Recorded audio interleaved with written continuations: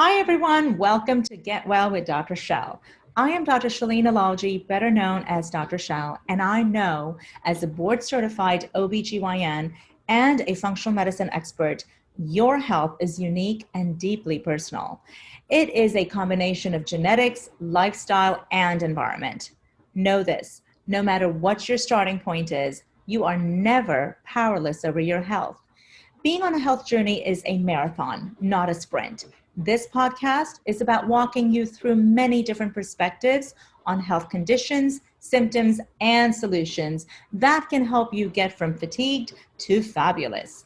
My mission has always been to offer my patients and community the best of mental, physical, and spiritual wellness. You can learn more about me and my wellness center and schedule your telehealth appointment at drshell.com. We can support you no matter where you are in the world.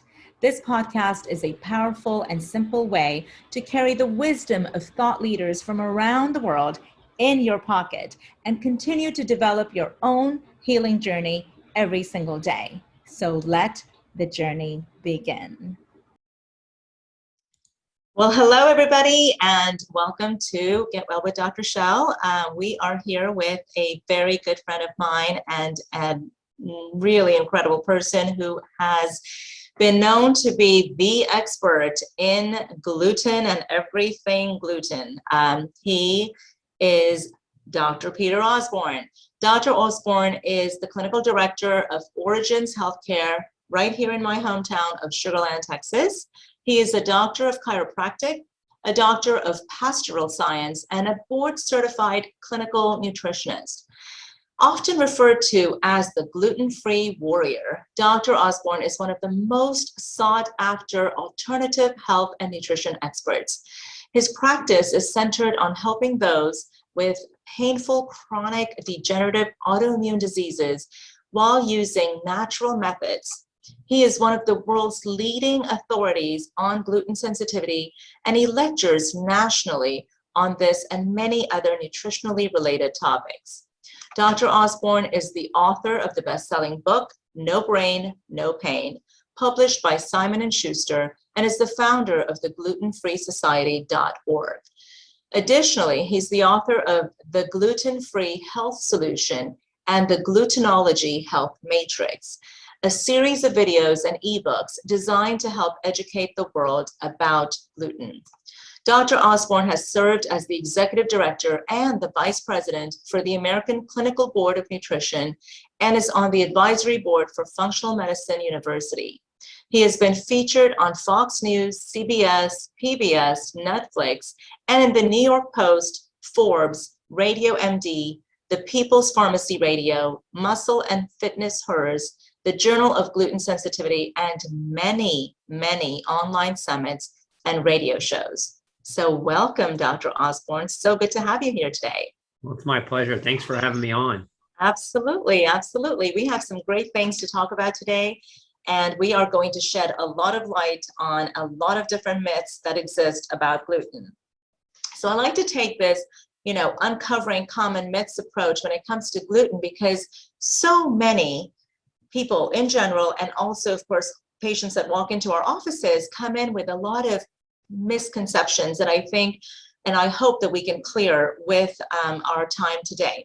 So let me start with myth number one. One of the most common myths is people seem to think that gluten is only found in wheat, barley, and rye, and sometimes in oats. What would you say to that myth, and how would you shed light on that, Dr. Osborne?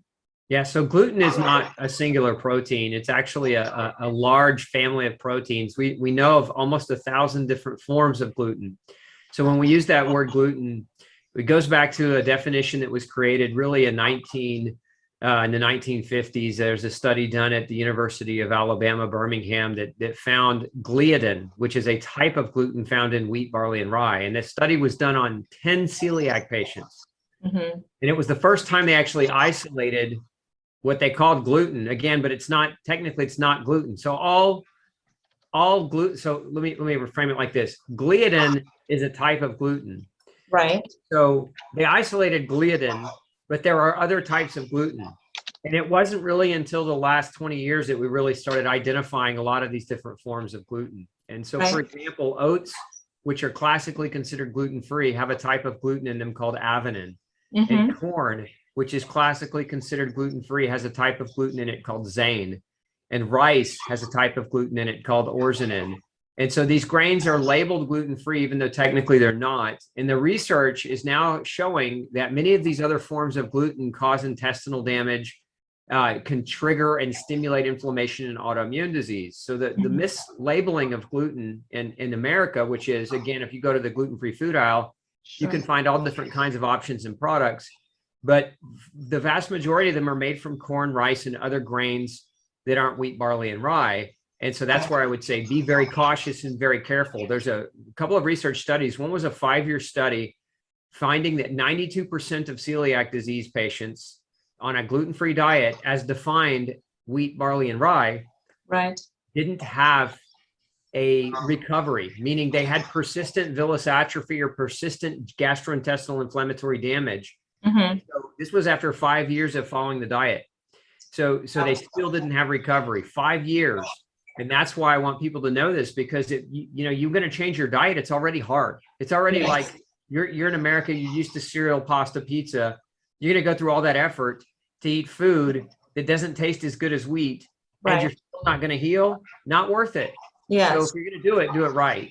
Correct. That's very, very interesting that you say that. And I would have to say that, 90% of people don't know some of the facts that you just mentioned, as far as, especially with rice, with corn, because, if we look at what is considered a gluten-free diet, a lot of people are reaching for corn and rice. That's mainly what they're reaching for, because they still want to have something to eat, either a corn tortilla instead of bread, or they're reaching for rice instead of, pasta. So now that we know that all grains contain some form of gluten, right? And we know that research shows that these intestinal and health problems occur, and inflammation occurs, and it does lead to autoimmune diseases. What can we do about it? Number one, what can we do as a public safety message, which is a huge topic in its own self, but also for our patients? What are we telling them to eat? And what are some simple tips that we can offer them that they can follow a true gluten-free diet, and yet enjoy their life and be able to stay with it, like make it a long-term habit, not just a 3-month, stint. So I think from a public message perspective, probably the biggest message that I would want to relay is this: 1 in 7 Americans have autoimmune disease. That's 46 million, and that's probably a vast underestimation. I mean, that's just, statistically what we know, and we suspect it's much higher. The number one cause of autoimmune disease is gluten.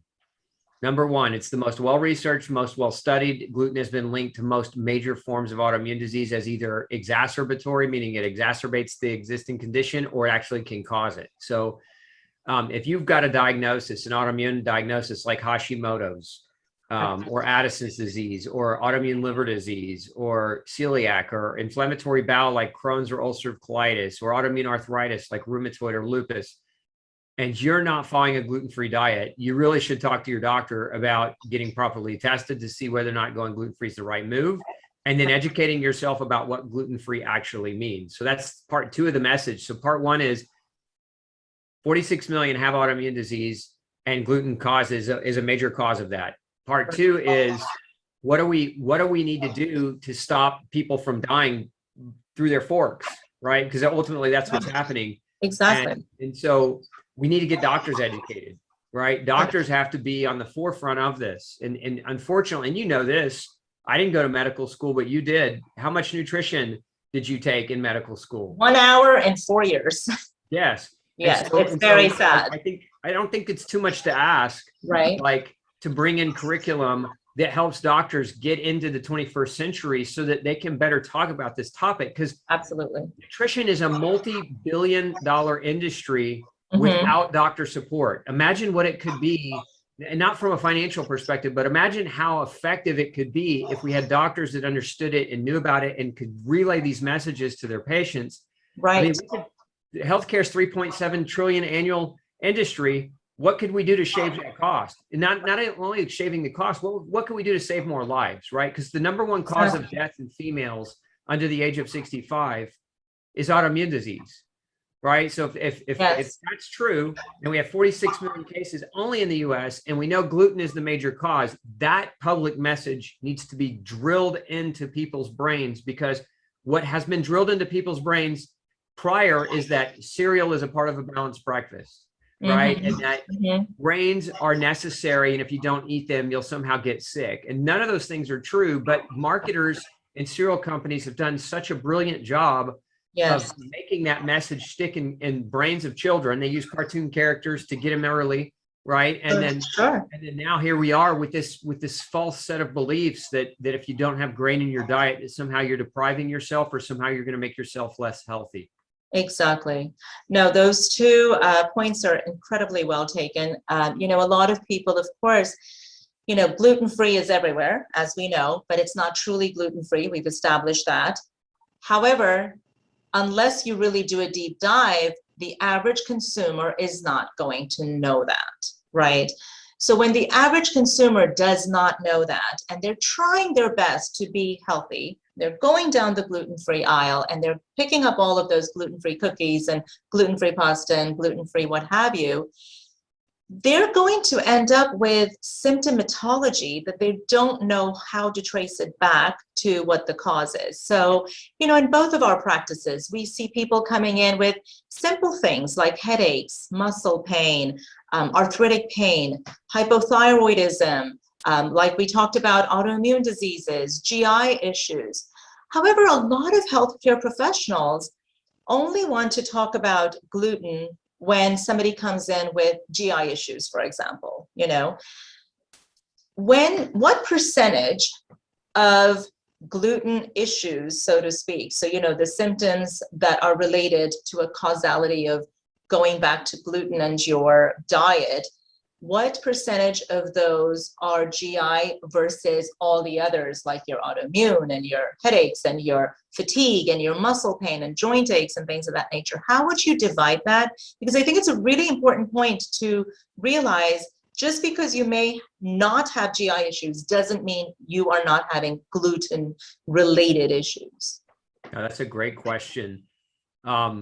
So let's look at percentages of the population that has celiac disease. The estimation is that it's about 1% of people have celiac disease, which is the intestinal manifestation of gluten exposure. So it causes, gas, bloating, intestinal pain, diarrhea, can cause vomiting, weight loss, emaciation, and malnutrition.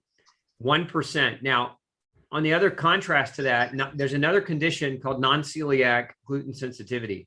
And I didn't coin that term. That was actually Dr. Marsh. Dr. Marsh is the doctor who invented and created the biopsy classification to diagnose celiac disease. So he's no stranger to this. He coined this term non-celiac gluten sensitivity because in his practice, what he saw was the vast majority of people with gluten problems didn't have GI problems. And so percentage wise, I don't think anybody truly knows, but we know that 1% of the population has celiac disease, and it's estimated that 7 to 40%, I know that's a big gap, that's a big number, but 7 to 40% of the population is gluten sensitive. And a lot of scientists agree with that 7%, like they feel really solid about that, but there's another group of scientists that believe that it may be closer to 40%. I don't know what that difference is. I know what I see. I do thousands of tests for gluten sensitivity on an annual basis. But people that come to see me, they have autoimmune conditions. So that sampling is biased. It's like we get 99% of the people that come to see me are gluten sensitive, but they also all have autoimmunity. So it's a very biased sample that we take. But in the general population of healthy people, again, that estimation is between 7 and 40%. So the vast majority of people actually have what are called extra intestinal manifestations of gluten sensitivity, meaning they're not feeling intestinal problems. They get neuropathy, they get low energy, they lose their hair, they have joint pain, right? So they have other manifestations of gluten as opposed to GI ones. Right.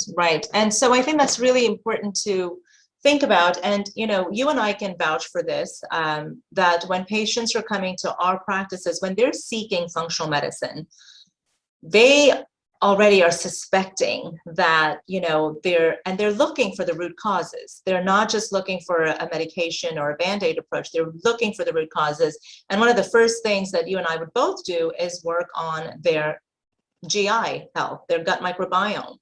And we start with looking at what they're putting in their bodies on a daily basis, because that's really going to either take away inflammation or create inflammation. So let's talk about, for the average person listening out there, and they don't know where to start. Where should they start? What kind of testing, if somebody is curious, do I have gluten sensitivity? What kind of testing and or symptomatology are they wanting to look at? And also talk about what celiac testing do you feel like is the most accurate? Yeah, so let's start with symptoms. If you have generalized poor health symptoms that a doctor can't pinpoint as a diagnosis, so like you're fatigued a lot, you're losing your hair and you don't know why, you tons of brain fog, you feel like you're turning 80 when you're turning 30 or 40, like those are the esoteric ambiance of symptoms that a lot of people start, and that's the way the process begins. And so when they go see their regular doctor, they get the kind of traditional lab workup, the CBC, the chemistry, they even maybe check their hormone levels or something, and everything looks pretty good. Yeah. And so the doctor looks at them and says, you're healthy as a horse, right? Mm-hmm. But they don't feel healthy as a horse. Correct. They feel terrible. Suspect gluten sensitivity. Right. Okay. That's a big player, because again, there's more than 300 symptoms associated with gluten sensitivity. And it's like this, best thing I can describe it is with an analogy. If we give aspirin to 1,000 different people, some people are going to have anaphylaxis. Mm-hmm. Okay. Some people are going to have gastric bleeding. Mm-hmm. Some people's joint pain is going to improve. Some people are going to get nauseous and have an upset stomach, right? So you have all these different people taking the exact same thing, having a different outcome. Yes. That's gluten. Yeah. It affects people in different ways. We're all unique. And so you have to just be aware what it does over time. What gluten does over time is it robs you of vitality and health. Mm-hmm. Okay. And there's multiple mechanisms behind that, but that's why it's not like, hey, just if you only have these gut symptoms, should you suspect gluten? Right. Now, as far as lab testing is concerned, if you suspect celiac disease, there are medical gold standards that I don't agree with. And I'll talk about those. The gold standard of celiac disease diagnosis is the intestinal biopsy that shows flattening of the villi or villus atrophy. And so the problem with that testing, though, is most doctors, to get an accurate diagnosis, your GI doctor should take 6 to 8 samples. Uh-huh. Most GI doctors take 4. So mm-hmm. They take really half the quantity of biopsy samples that they should be taking in order to find this damage. Because remember, your intestines are 22 foot long. Right. You have the surface area of a tennis court. So like, think of it like this. If you walk out on a tennis court and you pick up a twig off the court, you say, this twig represents the whole court. No, it doesn't. It represents that one small area. And that's what a biopsy is. So you can take a sample in the intestine and not find damage, not because there's not damage, but because you didn't take the sample from the right place. Absolutely. And that's the problem with a biopsy. The other problem with a biopsy is there are other things that can cause villus atrophy besides gluten. Soy has been shown to cause villus atrophy. Glyphosate, which is the pesticide commonly sprayed on most foods today, can cause villus atrophy. Different kinds of parasites can cause villus atrophy. If you're taking a blood pressure medicine called an ARB, an angiotensin receptor blocker, those drugs can cause villus atrophy. So the presence of villus atrophy is the gold standard for celiac diagnosis, but many things can cause it. So if a doctor runs that test and they find you have villus atrophy, it doesn't mean that you're reacting to gluten. So generally what they do is they couple the biopsy with a series of blood tests. And these blood tests look for something called anti-gliadin antibodies, which gliadin is a type of gluten found in wheat.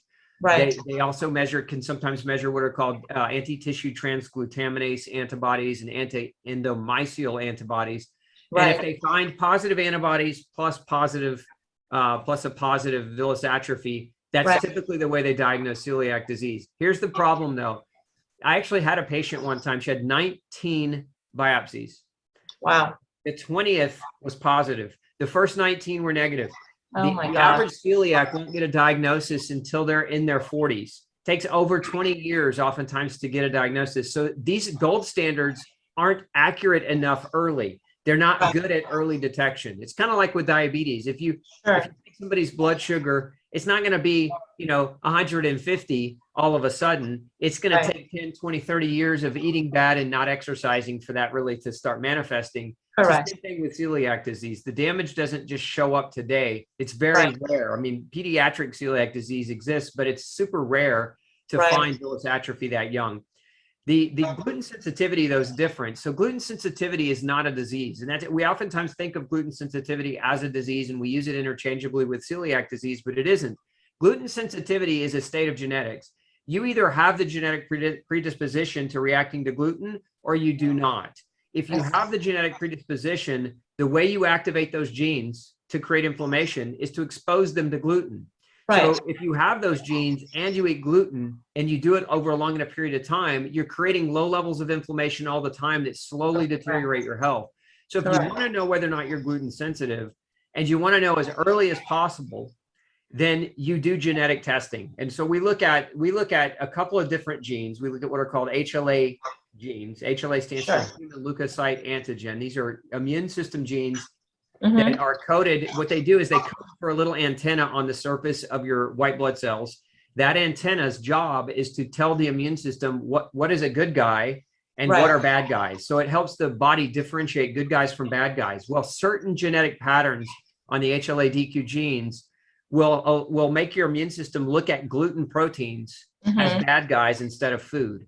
And if you have those genes and you know it early, you can stop the damage, the decades of damage before they ever even happen. So that is the best way to understand whether or not you need to avoid gluten is through genetic testing. Wonderful, wonderful. So that's extremely helpful. And I think it's important for people if they're suspecting it.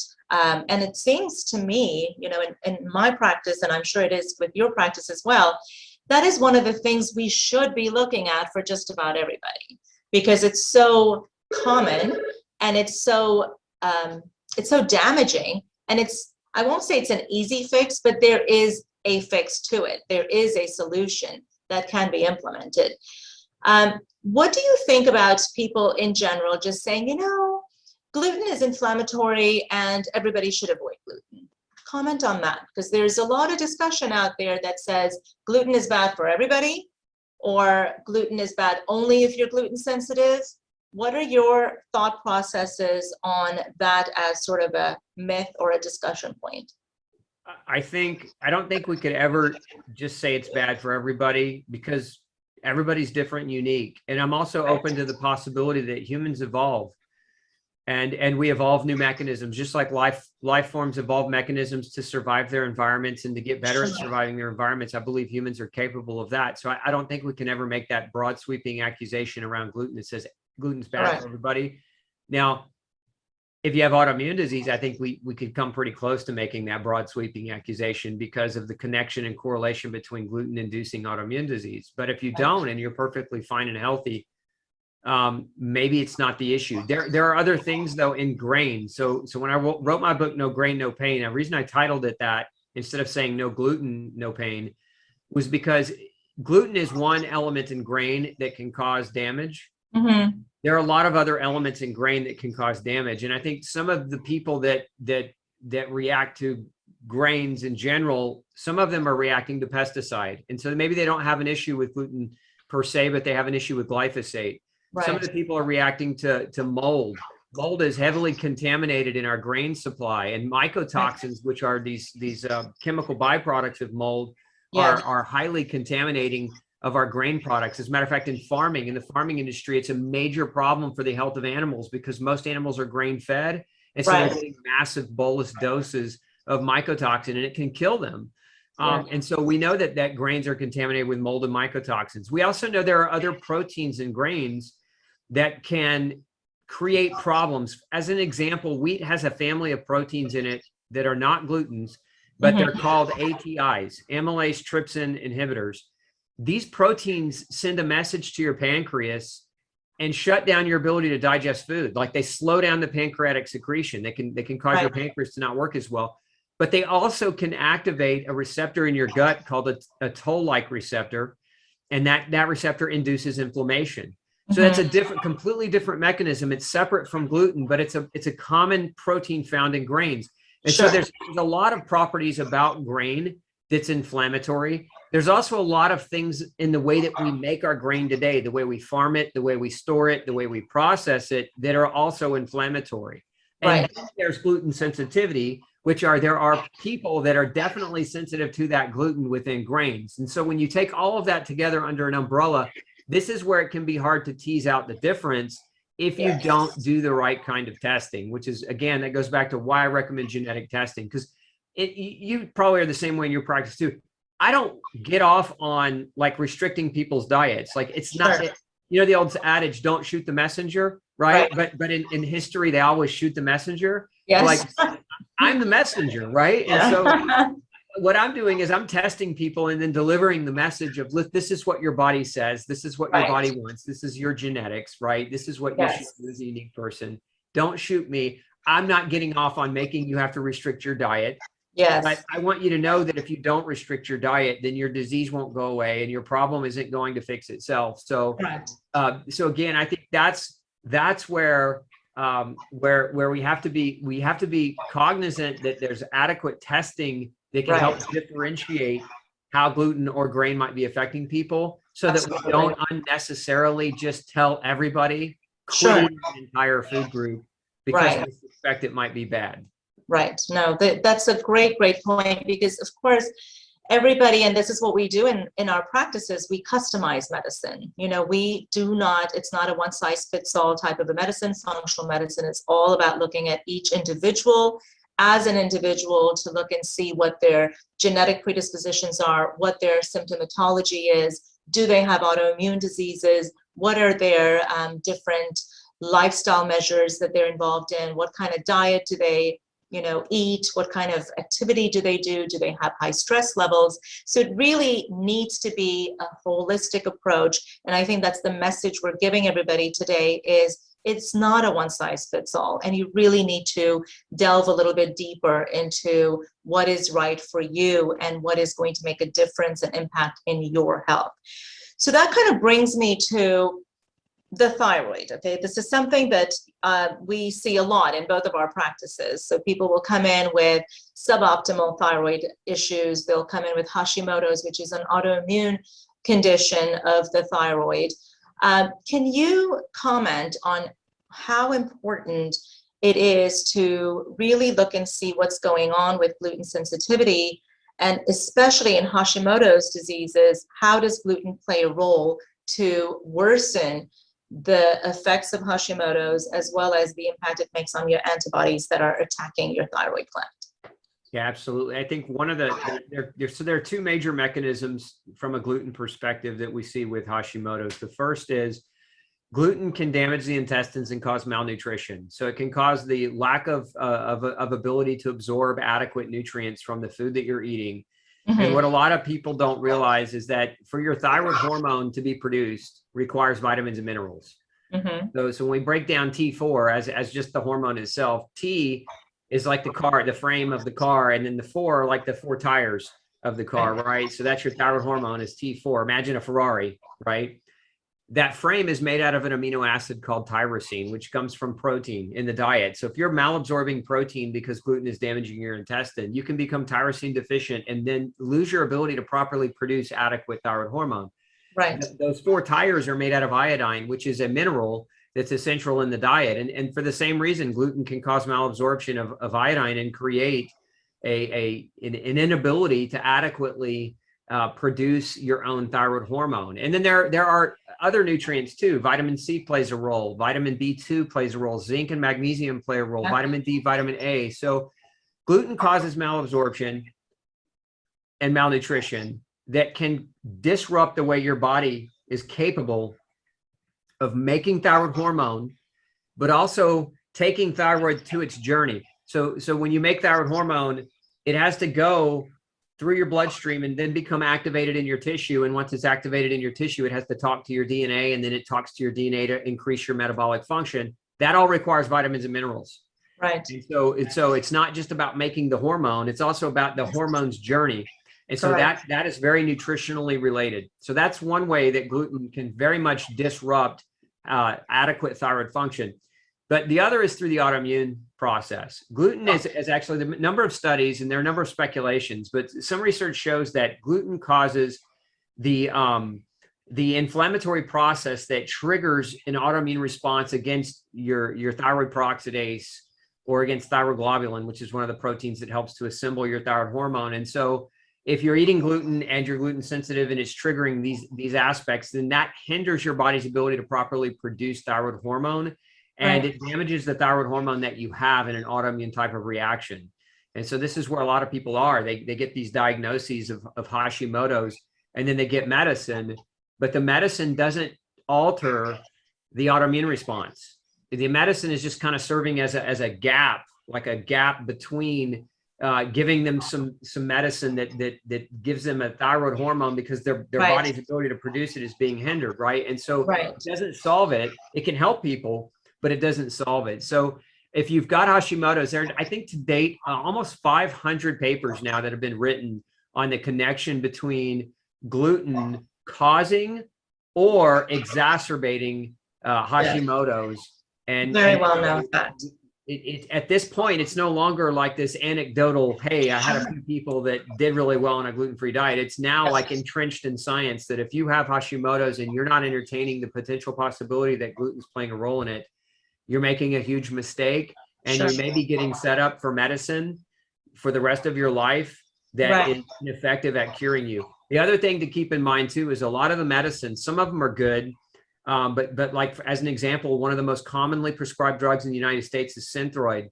One of the main ingredients in Synthroid is corn. So if you're gluten sensitive and you're getting the corn gluten from your medicine, remember corn can exacerbate, right? The corn gluten can exacerbate gluten-related issues. So the medicine you're taking to treat the disease that might be caused by gluten contains gluten, and therefore you're really just spinning your wheels. Exactly. And, thank you for summarizing that, because I want the listeners to know very, very clearly about the connection between Hashimoto's, thyroiditis, and gluten. And if you do have Hashimoto's, you really, it behooves you first and foremost to eliminate gluten from your diet, grains, gluten, because you can actually be going backwards and really just going against the wall, because you're stimulating the inflammation that your body is trying to get rid of, and you're really just kind of opposing what your physician might be trying to help you do. So that's really important. Let's also talk a little bit about, before we wrap up, Dr. Osborne, let's talk about something that's very near and dear to my heart. Let's talk about gluten and neurodegenerative diseases as an overview. Now, when I talk about neurodegenerative diseases, of course, I'm referring to diseases such as MS, ALS, Parkinson's, Alzheimer's, dementia, and so on. Can you talk a little bit about the role that gluten sensitivity, inflammation in general, autoimmunity, how does that all connect with the neurodegenerative diseases? Dr. Marios Hadjivassiliou in Oxford, in the UK, is one of the leading experts on this topic of gluten-inducing neurodegeneration. He's actually done a number of research studies and shown MRI data that shows that gluten induces cerebellar ataxia, peripheral neuropathy, and contributes to diseases like Lou Gehrig's, contributes to multiple sclerosis and other neurodegenerative conditions. Gluten actually has been shown, there are several antibodies against the nervous system and against neurons that we know happen as a result of gluten exposure. And so some of these autoantibodies attack myelin. And that's where a lot of times where we might see a disease like multiple sclerosis or ALS. And so in my experience, I've seen a number of cases of ALS, and they're tough, man. They are tough because by the time the diagnosis hits, the damage generally is so advanced that its nerves heal so slowly, it can be hard. What I have seen though, is I've seen MS, multiple sclerosis. I've seen people get out of wheelchairs Like I've seen people be that far gone and still be able to get out of wheelchairs. I've seen people with cerebellar ataxia, vertigo, Meniere's disease, ascending neuropathies, where the neuropathy starts in the feet and it kind of moves its way up to the body, to the torso, and paralyzes them. I actually had one of my cases was a pilot. She lost her license. She couldn't fly. She was in a wheelchair, and it was gluten. We got gluten out of her diet, and she got out of the chair. She was able to walk. She was able to re-get her license. Like, I mean, it just completely reversed. Wow. It took a couple of years. So again, it's not like, okay, I got off of gluten and next week I'm healed. Of course. Because a lot of these individuals with neurodegeneration have decades of damage. This is why it's so important to get early genetic testing done, so that you can be preemptive before the degeneration occurs. But there's a huge correlation. As a matter of fact, Dr. Hajivaslu, here's what he has to say. He thinks that neurological disease can be the only symptom of a gluten problem. So meaning that you don't have to have, we talked earlier about the gut and other symptoms, but his belief is that gluten all by itself can only manifest as neurological damage. And he's got years of data and years of research on that topic to show those correlations, but definitely a correlation. Actually, I lost my stepfather to ALS when I was in high school. I didn't know what I knew. I didn't know then what I know today, or I would have definitely tried to help him more. But yeah, it was very. Absolutely. I mean, this is something that we focus on tremendously with my husband, who, my community knows has ALS, Lou Gehrig's disease. And he was never a gluten eater, not much of a gluten eater at all. But since his diagnosis, I mean, there's not a, little speck of gluten in his dietary protocol that we've created for him. And, of course, that's something that, I tell all my patients that I see with ALS or any other neurodegenerative diseases is we know for a fact that there are different inflammatory components. I mean, neuroinflammation is a real thing. And so anything and everything that we can eliminate that could potentially be causing or increasing your inflammation, we need to consider at least looking into it and do the testing to see if this is something that you need to eliminate, because it's a life or death thing in a lot of different situations. Certainly, it's a big quality of life issue. So, but yes, thank you so much, Dr. Osborne, for a wonderful conversation today. I think our listeners and our viewers are definitely going to walk away from this with just a plethora of information and real factual knowledge, where the myths are no longer going to be something that they're going to have in their minds. I think it's so important to shed light, to be able to take away a lot of these myths and really be factual about it and be very, very scientific about it. So I really thank you for all this information today that you've given. Well, you're welcome. Thanks for having me on your show. I really appreciate it. Absolutely. Absolutely. All right. Anything that you want to tell the community about how to get in touch with you, about how to find out more about the work that you do? Yeah, so we actually have a 14-hour masterclass. It's absolutely free, called Gluten-ology. And anybody can sign up. You just go to gluten-ology.net and register. And like I said, it's absolutely free. Our mission at Gluten-Free Society is to save 100 million lives. And the way we do that is we get people educated. That's awesome. That's awesome. Thank you so much for that information. I would highly recommend that you follow Dr. Osborne's work.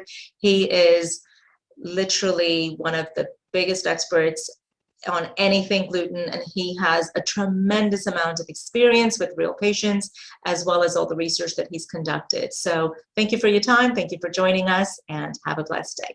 Bye-bye. Thank you. You too. Thank you so much for making time for today's podcast with Get Well with Dr. Shel.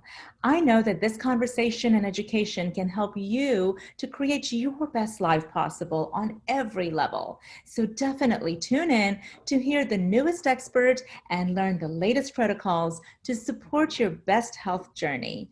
You can learn more about me and my wellness center at drshel.com, drshel.com, and I hope that you will make time to come visit us in the Houston area to take a deep dive on self-care. My team and I are completely devoted to helping you live a better life from this moment forward. The best days of your life are ahead of you, I promise.